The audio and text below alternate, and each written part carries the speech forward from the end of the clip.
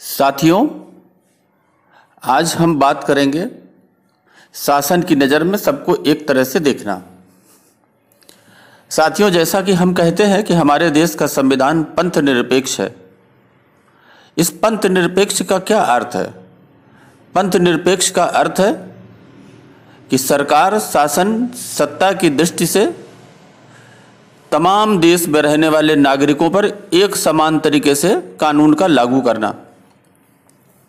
साथियों, ये व्यवस्था संविधान में दी गई है और हम इस तरह से अगर विचार करें तो जो हमारे समान नागरिक संहिता की बात हो रही है, ये देश की एकता के लिए एक संजीवनी का काम करेगी।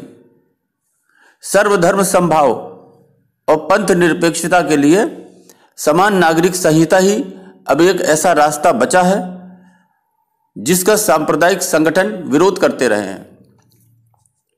साथियों, समान नागरिक संहिता ही शरीयत को संविधान से ऊपर रखने वाले जिन्होंने पाकिस्तान बनवाया, लेकिन पाकिस्तान बनवाने के बाद वो गए नहीं, उनके एक और पाकिस्तान के मंसूबे को ध्वस्त करेगा। इस संहिता से सबसे ज़्यादा तकलीफ किन्हें होती है? सबसे ज़्यादा तकलीफ इन्हीं चंद लोगों को है।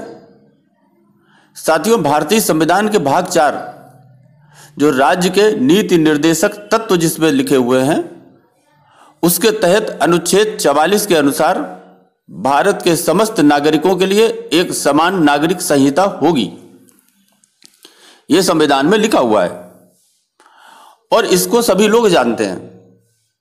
इसका व्यावहारिक अर्थ है कि भारत के सभी धर्मों के नागरिकों के लिए एक समान धर्मनिरपेक्ष कानून होना चाहिए।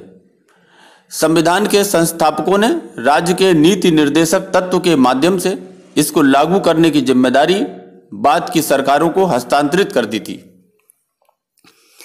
साथियों, समान नागरिक संहिता के अंतर्गत व्यक्तिगत कानून, संपत्ति संबंधी कानून, विवाह, तलाक तथा गोद लेने आदि से संबंधित कानूनों में हमारे देश में मत भिन्नता है। भारत में अधिकतर व्यक्तिगत कानून धर्म के आधार पर तय किए गए हैं।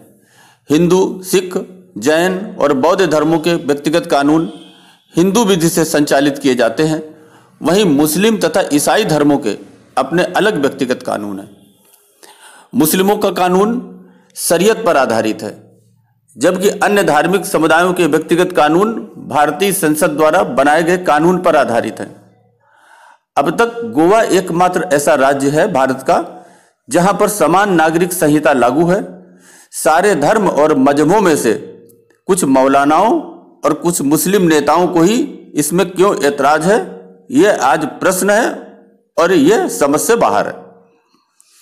ये वह लोग हैं जो किताब के अनुसार ही हंसते हैं, किताब के अनुसार ही रोते हैं।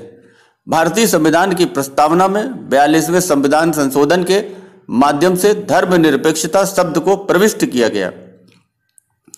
इससे यह स्पष्ट होता है कि भारतीय संविधान का उद्देश्य, उसके मौलिक ढांचा भारत के समस्त नागरिकों के साथ धार्मिक आधार पर किसी भी भेदभाव को समाप्त करना है। लेकिन वर्तमान समय तक समान नागरिक संहिता के कानून लागू न हो पाने के कारण भारत में एक बड़ा वर्ग अभी भी धार्मिक कानूनों की वजह से अपने अधिकारों से वंचित है। सभी के लिए कानून में एक समानता से देश में एकता बढ़ेगी और जिस देश के नागरिकों में एकता होती है, किसी प्रकार वैमनस्य नहीं होता है, वह देश तेजी से विकास के पथ पर आगे बढ़ता है। देश में हर भारतीय पर एक समान कानून लागू होने से देश की राजनीति पर भी असर पड़ेगा और राजनीतिक दल वोट बैंक वाली राजनीति नहीं कर पाएंगे और वोटों का ध्रुवीकरण भी नहीं होगा। साथियों, समान नागरिक संहिता लागू होने से खास तौर से, मुख्य तौर से महिलाओं की स्थिति में एक बड़ा सुधार आएगा। कुछ धर्मों के पर्सनल लॉ में महिलाओं के अधिकार अत्यधिक सीमित है। इतना ही नहीं, महिलाओं का अपने पिता की संपत्ति पर अधिकार और गोद लेने जैसे मामलों में भी एक समान नियम लागू होंगे। साथियों, यूनिफॉर्म सिविल कोड का विरोध करने वालों का कहना है कि यह सभी धर्मों पर हिंदू कानून को लागू करने जैसा है।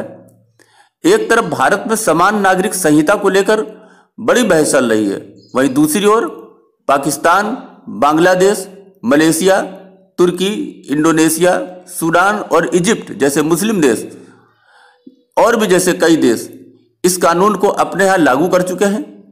लेकिन सबसे ज़्यादा तकलीफ हमारे देश के अल्पसंख्यकों का दर्जा पाए मुस्लिम समुदाय को होती है, जबकि सिख, जैन, बौद्ध, पारसी इन अल्पसंख्यकों को इससे कोई ऐतराज नहीं है। साथियों, लगता है कि कहीं ना कहीं धर्म को राजनीति में डाल दिया गया है, जिसकी वजह से ये सब समस्याएं पैदा हो रही हैं।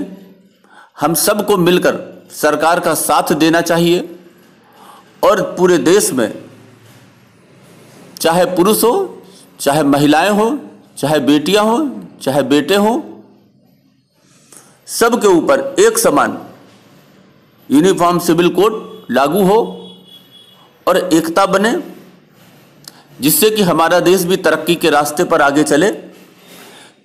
इन्हीं शब्दों के साथ अभी के लिए बस इतना ही। धन्यवाद।